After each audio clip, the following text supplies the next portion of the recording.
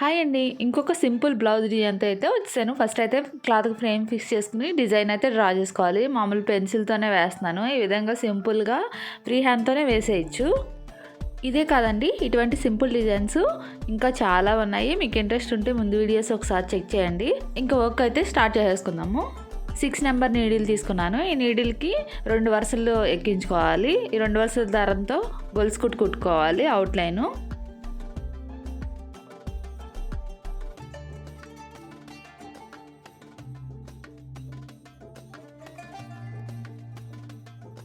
ఈ చివరికి వచ్చేసరికి అంటే కార్నర్కి వచ్చేసరికి నీడిల్ ఒకసారి కిందకి దింపేసుకుని పైకి మళ్ళీ తీసుకోవాలి అదే చైన్లో నుంచి. ఇలా చేస్తే షేప్ ఆడవకుండా ఉంటుంది, అంటే కరెక్ట్గా వస్తుంది అనమాట. మనం ఎలాగైతే డ్రా చేసామో అలాగే స్టిచ్ వస్తుంది. ఈ పైన వైపు కూడా అలానే చేసుకోవాలి, సేమ్ నీడిల్ కింద దింపేసేయాలి. ఇదిగోండి ఈ విధంగా. ఇప్పుడు మళ్ళీ పైకి తీసుకుని ఇప్పుడు మళ్ళీ స్టార్ట్ చేసుకోవాలి. ఈ విధంగా వీడియోలో చూపించినట్టు ఇలా మొత్తం స్టిచ్ కుట్టేసుకోవాలి. ఇదిగోండి కుట్టడం అయిపోయింది కదా. నీడిల్ కింద దింపేసుకుని వెనక వైపు ముడి వేసేసుకోవాలి. నెక్స్ట్ ఇంకొక సిల్క్ దారం తీసుకోవాలి. ఇది కూడా 2 వరుసలు ఎక్కించుకోవాలి. 2 వరుసలు ఎక్కించుకుంటే 4 వరుసలు అవుతుంది. 2 వరుసల దగ్గర ముడి వేసుకొని 2 వరుసలు వదిలేసుకుని వర్క్ స్టార్ట్ చేసుకోవాలి. ఇది లాంగ్ లేజీ డేజీ స్టిచ్ వేస్తున్నాను. ఇది మొత్తం కూడా సింగిల్ కలర్తోనే వేసేస్తున్నాను, అంటే దగ్గరగా వేస్తున్నాను అనమాట. లేదు డబుల్ కలర్ వేయాలనుకుంటే కొంచెం గ్యాప్ వదిలేసుకొని ఒక్కొక్క లైన్ వేసుకున్నట్లయితే మళ్ళీ ఇంకొక లైన్ వేసుకోవచ్చు. సింగిల్ కలర్తో వేసేటప్పుడు మాత్రం ఇలా దగ్గరగా వేసేసుకున్నట్లయితే ముద్దగా వస్తుంది. ఇదిగోండి ఇలాగ ఫ్లవర్ అయితే రెడీ అయిపోయింది కదా. ఇప్పుడు అదే దారంతో అదే 2 వరుసల దారంతో ఇక్కడ డాట్స్ పెట్టాను కదా, ఈ డాట్స్ కుట్టుకోవాలి.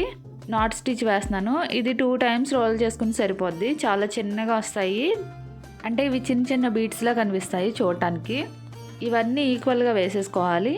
ఇటు సైడ్ అలా వేసామో అటు సైడ్ కూడా అలానే వేసుకోవాలి.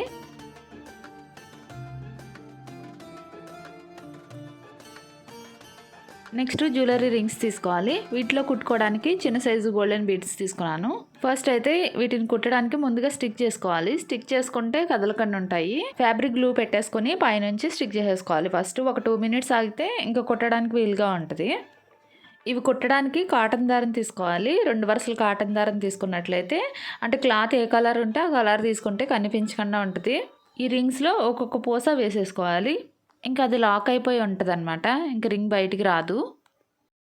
ఇదిగోండి ఇంకా బీడ్స్ అయితే కుట్టేసాం కదా. ఇప్పుడు ఇవి పెద్ద సైజు గోల్డెన్ బీడ్స్. ఇవి ఒకవైపు నొక్కినట్టు ఉంటాయి, హాఫ్ బీడ్స్ అంటారు వీటిని.